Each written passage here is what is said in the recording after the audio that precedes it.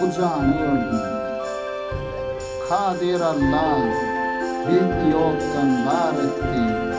Cismime ruh salli, bu canı gördüm. Abu ateş, herden yelle yarattı. Eleştirdi Rabbukum, Rahman'ı gördüm. Kulak koydum, bir var sözüne, İman ata kıldı, bittim ölümü.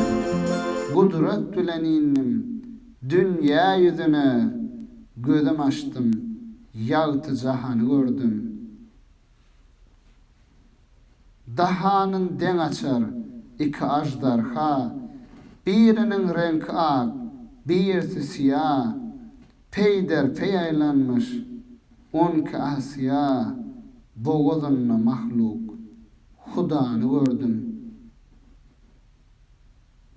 Mihman içre olmuş, bir acap şecer, 4 şahası vardır, mün elvan semer, onun her yaprağı, şemsu vel kamer, hakkın sunuğu, kudret, nemanı gördüm. Aslı peyda olmuş, yerin aslına, pudokları, arşı, sema üstünne, roğlu kılsa, mümin kulun destinne, kadar değmez, bağı, bossanı gördüm.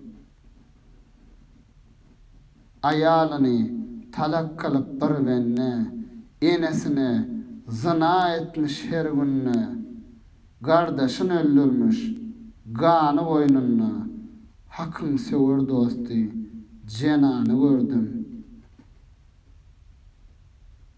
Ol niçik canavar, 30.000 başı, 30 mündür, ağzı, dil hoşu, onun her ağzına 30.000 dişi, 4 ayaklı, mağrı, sıyanı gördüm.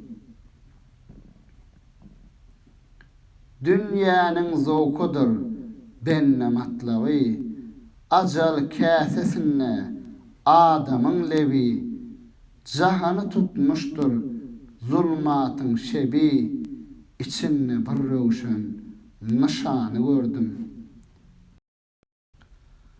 Vücudum cem olup, gelmiş bir taydan, 114 dervede, şehri saraydan, yay kimin tartılıp, atılım yaydan, Siccin atlı bet boy, mekanı gördüm. Nefes diyer, beyan ettim bu sözü, bir zerre kudrettir, cahanın yüzü, Rahimdir, Rahmandır, kerem bağışözi, bağışeyledi, nuru, imanı gördüm.